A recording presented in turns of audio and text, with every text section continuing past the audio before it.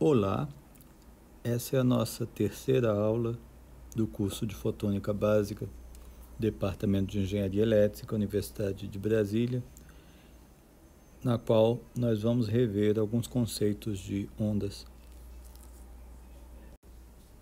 Ao longo dessa aula, nós vamos utilizar esse simulador de ondas em uma corda. Ele foi desenvolvido pela Universidade do Colorado em Boulder. Ele está disponível nesse endereço. Eu incentivo vocês a tentarem também suas próprias simulações.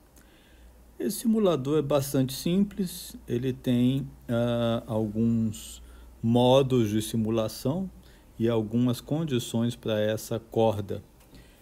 No primeiro momento, nós vamos simular uma corda sem fim, ou seja, essa corda se estende infinitamente para a direita.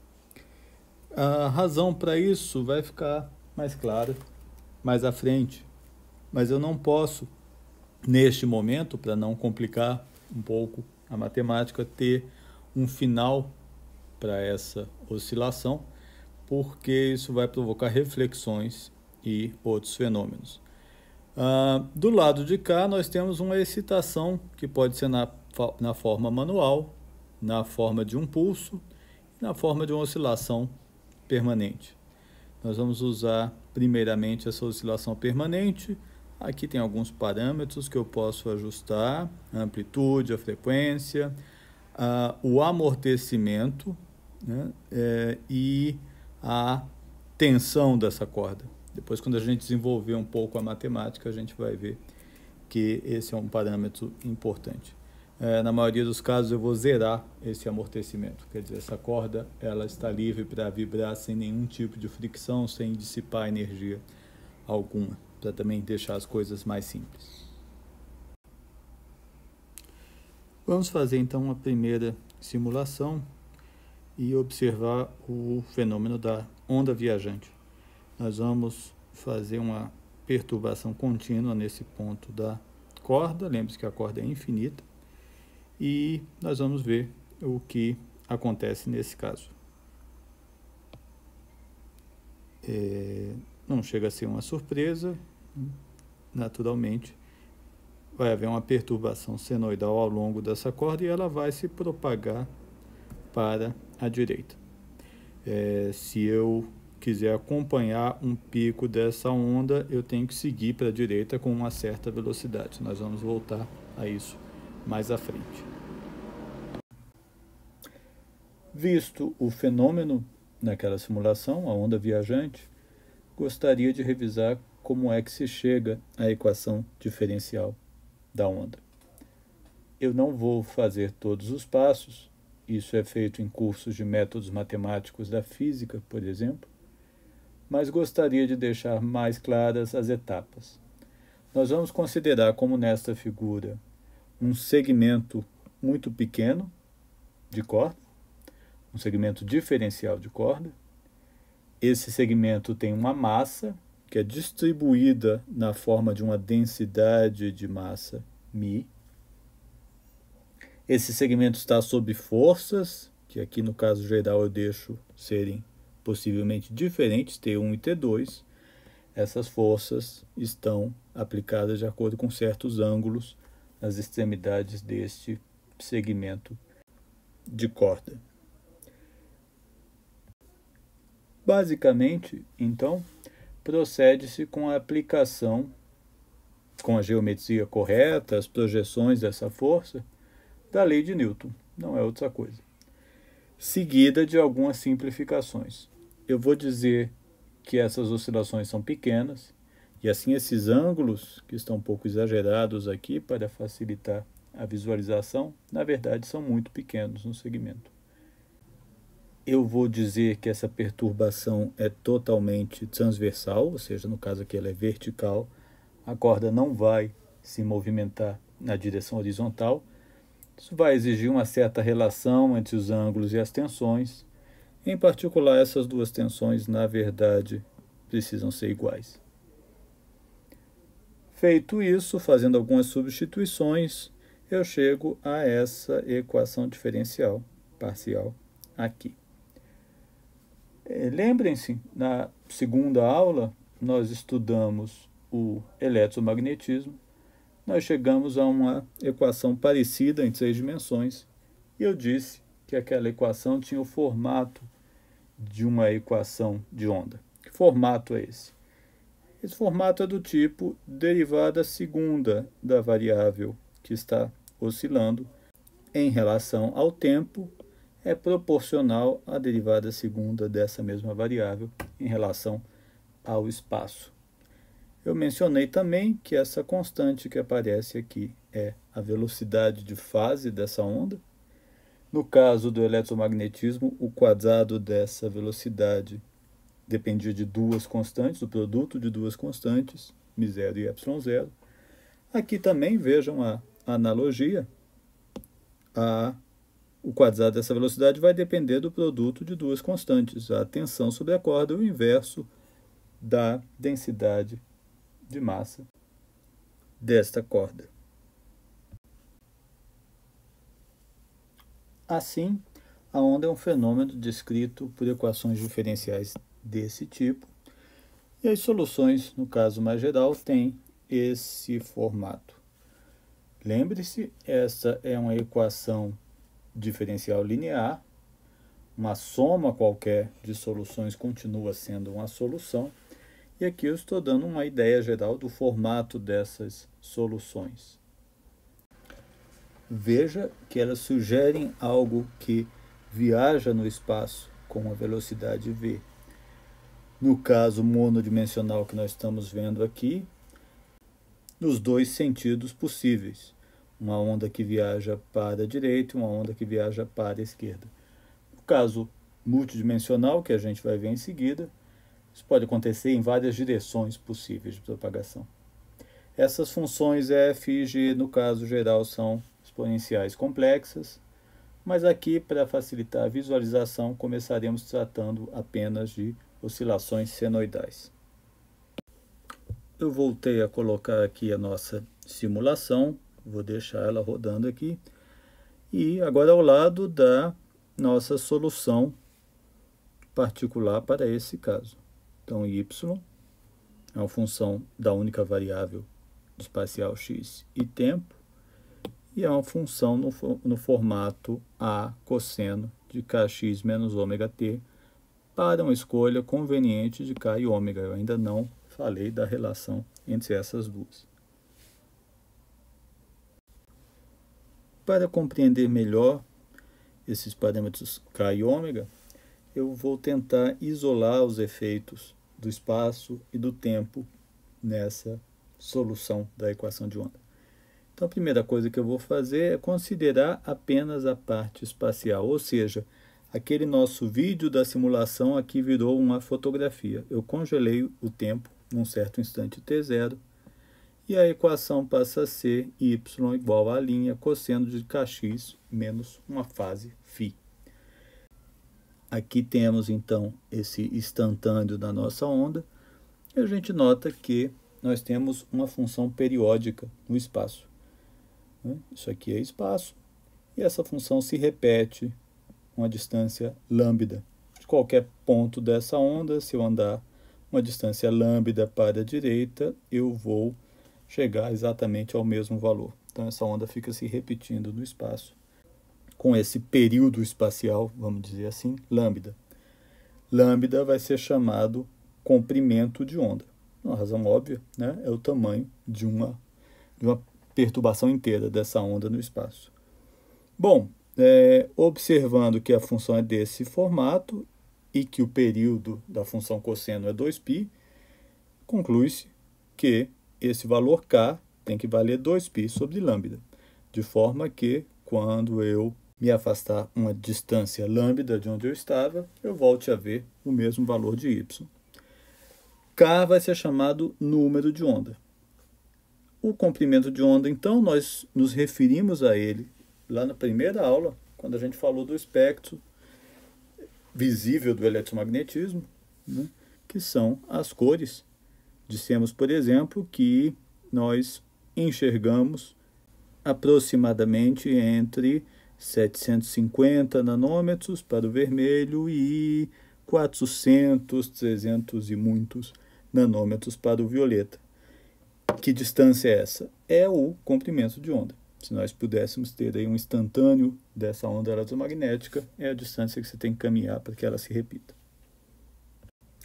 Agora, considerando apenas a parte temporal, ou seja, vou colocar de novo a nossa simulação aqui, mas nós vamos ficar observando uma posição X específica ao longo do tempo, nós teremos de novo uma variação senoidal, mas agora na variável tempo. Então, vou colocar de volta aqui a nossa simulação e pedir para vocês observarem esse ponto verde aí onde está a setinha. Ele sobe e desce em relação ao tempo, de forma que se eu fosse, vou parar aqui de novo, se eu fosse plotar a altura desse ponto verde em relação ao tempo, eu teria uma variação senoidal.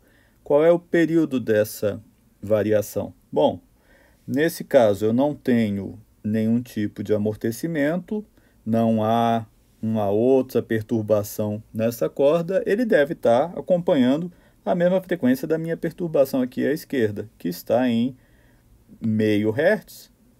Então, esse período deve ser 2 segundos. Vamos verificar. Eu vou mais uma vez seguir com a simulação e tem um timerzinho aqui. Eu vou disparar esse timer tentando pegar um período inteiro dessa oscilação. Então, subiu, desceu, começou a subir de novo, 1,96 segundos, aproximadamente 2 segundos. Então, esse período T, agora T não é mais aquela tensão, desculpe, vou usar T para outra coisa agora, aquilo foi só para me auxiliar a compreender como é que você chega na equação de onda. Esse período T, agora então, nesse caso que a gente viu, é 2 segundos, e vou fazer o mesmo argumento da parte espacial, já que cosseno tem um período 2π, para que essa onda se repita, essa descrição matemática seja de uma onda que se repete num período t, esse parâmetro ômega tem que valer 2π sobre t. E ômega é chamado frequência angular. Agora que nós conhecemos esses dois parâmetros k e ômega, estamos em condição de definir a velocidade, comparando com aquela variável v que aparecia lá na equação de onda. Um observador que queira acompanhar uma mesma fase, ou, por exemplo, ele quer acompanhar o pico da onda, por onde ela anda, ele vai ter que viajar na mesma direção de propagação com uma velocidade dada por ômega sobre k, e essa é a velocidade de fase. Generalizando o caso da onda numa corda monodimensional para o caso espacial, nós temos o que chamamos onda plana.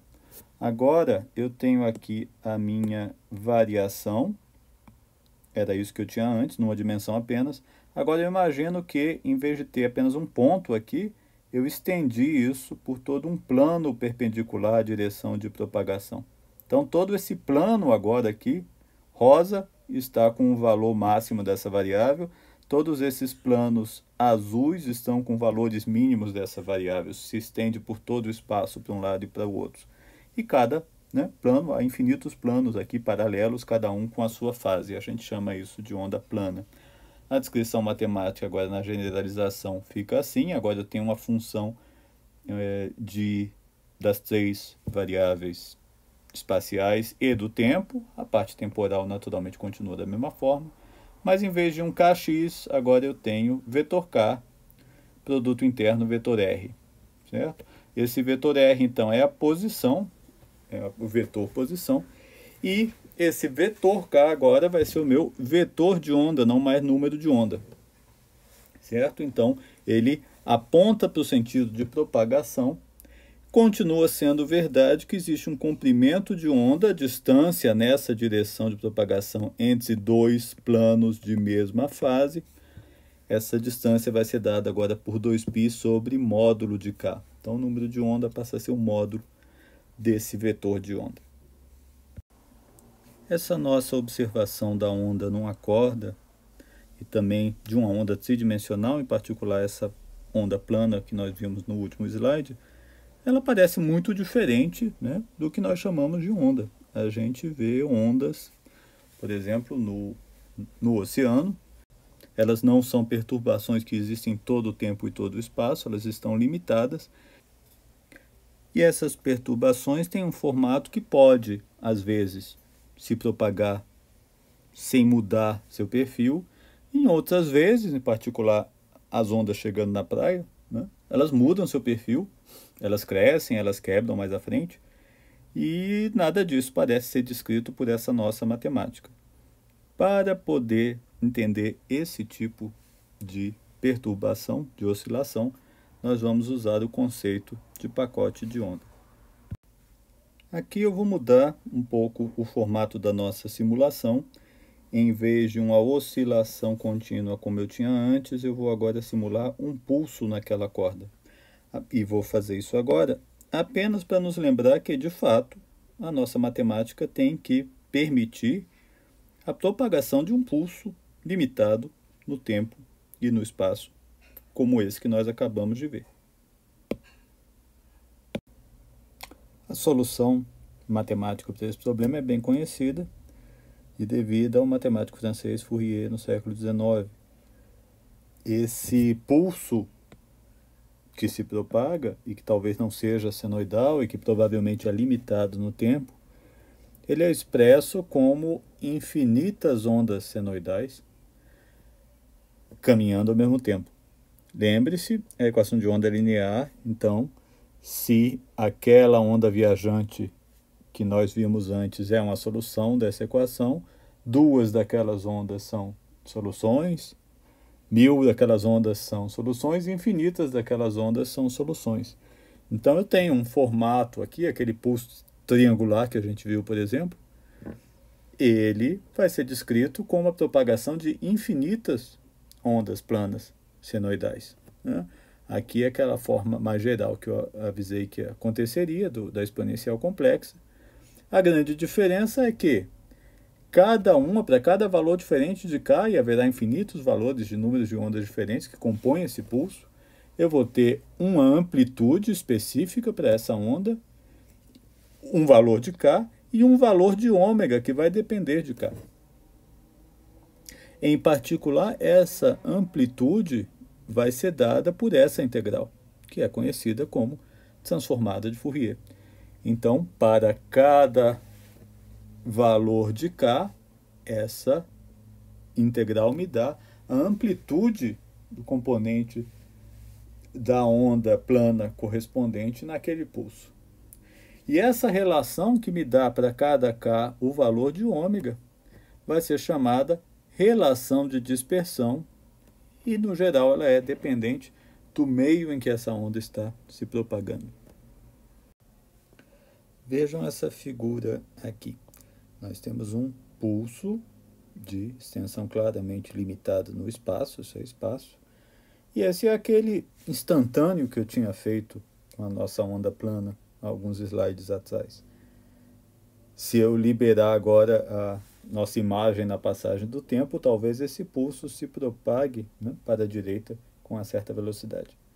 E como eu represento a propagação dessa perturbação como uma onda, dizendo que ela é feita de infinitas ondas senoidais com diferentes valores de K, para cada valor de K uma certa amplitude, isso aqui é amplitude, e uma certa fase. E esse valor de K vai estar associado também a um certo ômega naquela relação que eu chamei de relação de dispersão. Veja que a ideia é que essas muitas ondas, infinitas ondas, se combinam para me dar alguma coisa diferente de zero nessa região, mas se combinam para dar zero nessas outras regiões. Agora, a pergunta que nós podemos nos fazer é: com que velocidade agora que esse pulso viaja? A gente tinha visto naquela onda senoidal infinita que os vários picos e os vários vales se propagavam com a velocidade de fase dada por essa relação aqui. Naquele caso eu tinha apenas um ômega, apenas um K e uma velocidade de fase para toda a onda igual a ômega sobre K. E agora, e esse pulso? Mais uma vez, eu não vou dar os detalhes da conta, mas se você disser esse pulso, a maior parte da contribuição está centrada num valor de número de onda K0, né? É um pulso quase monocromático. Então você pode fazer aí uma expansão em série de Taylor para esse cálculo da velocidade, vai chegar à conclusão que esse envelope, né, o centro desse envelope, viaja com a velocidade dada pela derivada daquela expressão de dispersão em torno do valor K0. Certo? Então, onda plana, velocidade de fase ômega sobre K, pacote de onda, infinitas ondas planas, cada uma a princípio com sua própria velocidade de fase, velocidade desse grupo, desse envelope, desse pacote, derivada de ômega em relação a K. Agora temos a condição de entender por que nós chamamos essa relação ômega em função de K de relação de dispersão. Voltemos à onda eletromagnética lá da aula 2. Nós dissemos que a velocidade de fase dessa onda era uma constante igual à velocidade da luz, uma constante universal. Então, se ômega sobre K é a velocidade de fase, conclui-se que para a propagação da onda eletromagnética no vácuo, a relação de dispersão é essa, ômega igual a C vezes K. Então, se agora eu imagino um pacote de onda feito de vários K diferentes, cada qual com seu ômega, mas numa relação linear, essa derivada de ômega dk vai ser a mesma para qualquer valor do K0 central.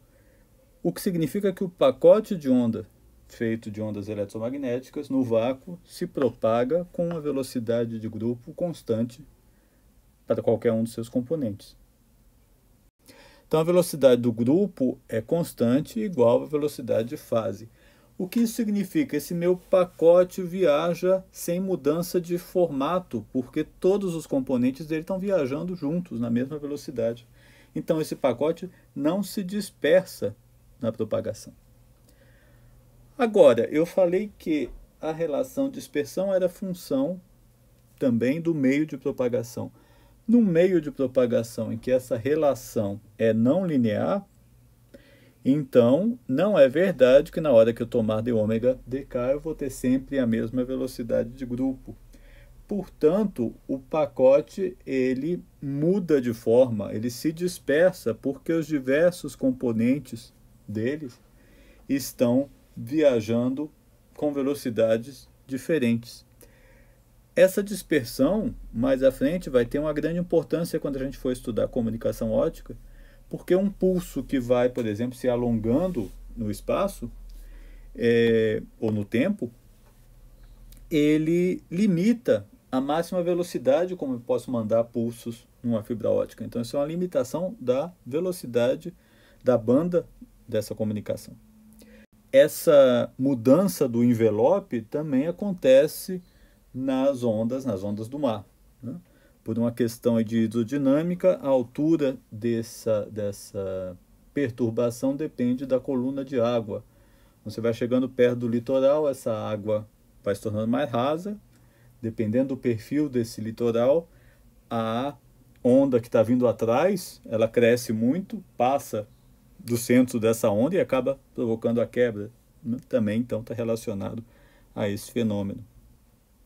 Aqui embaixo vocês têm um link, né, para uma simulação que nos mostra a propagação com dispersão e sem dispersão de um pacote de onda. Eu sugiro que vocês acompanhem. Está na hora de levantar aquela restrição de que a corda era infinita, né? Isso é uma coisa meio estranha, essa corda ia ficar bem pesada, né?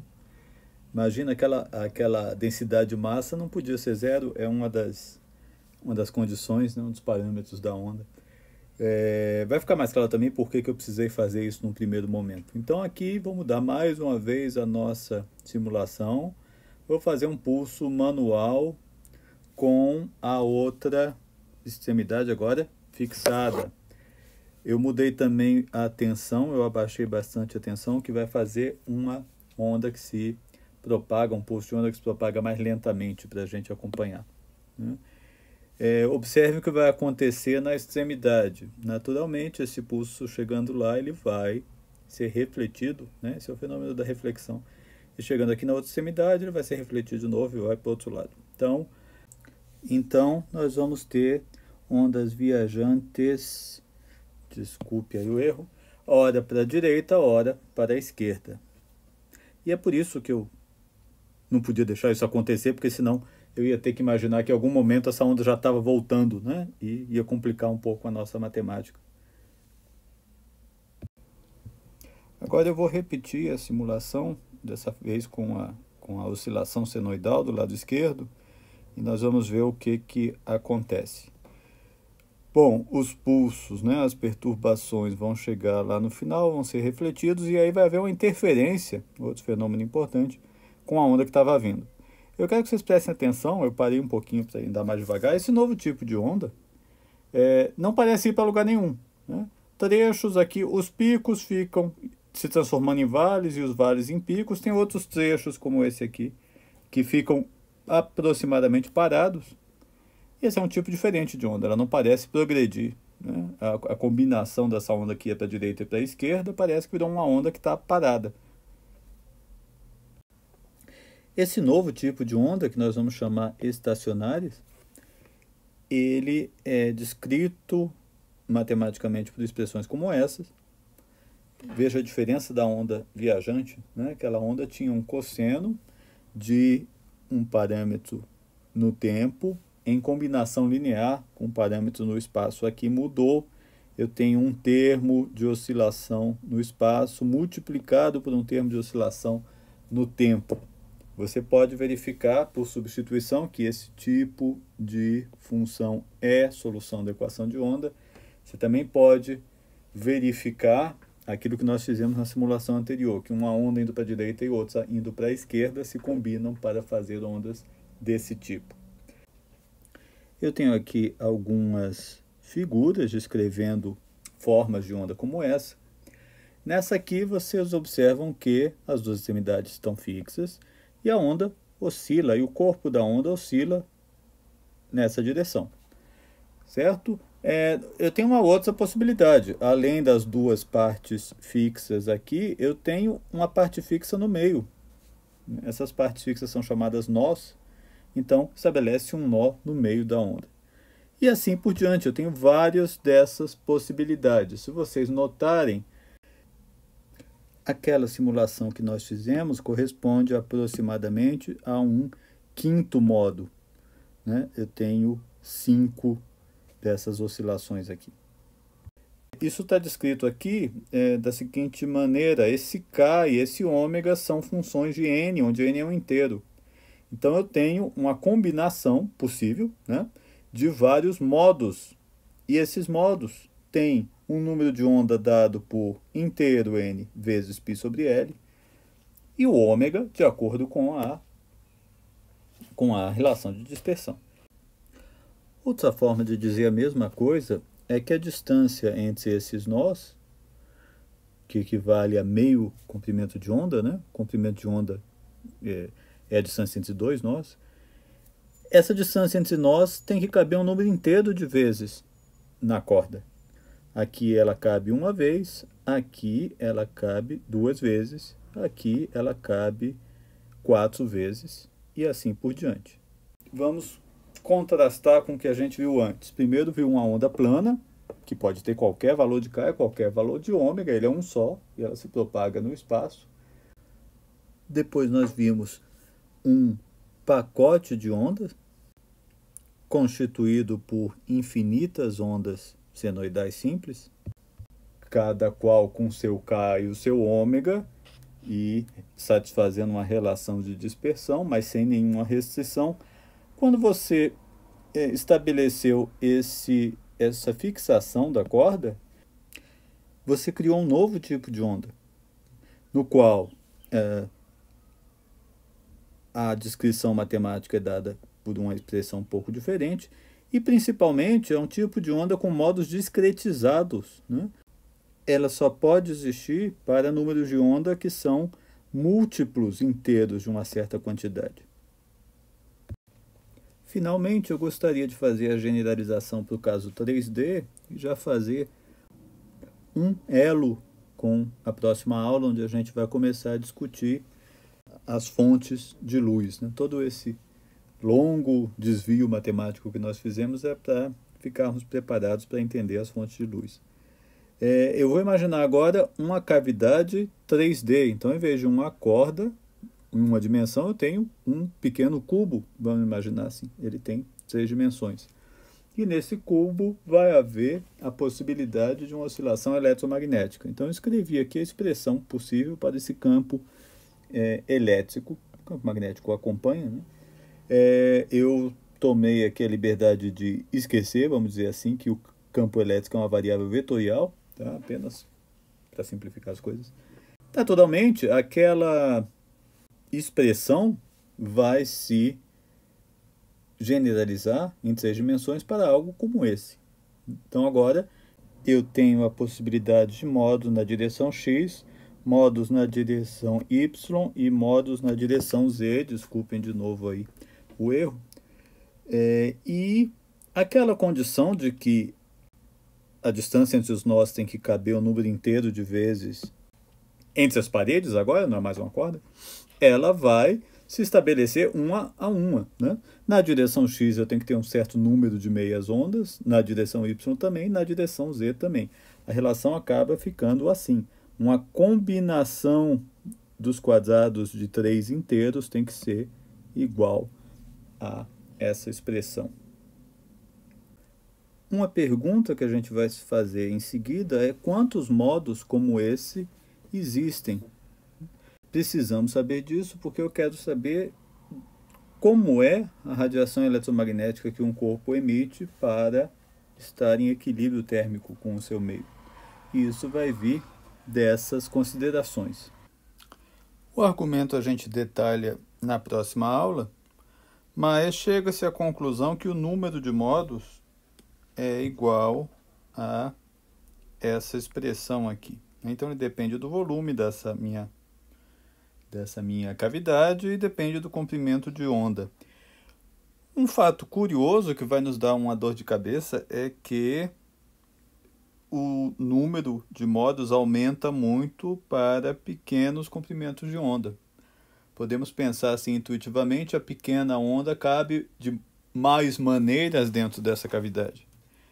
Por que isso vai me dar um problema?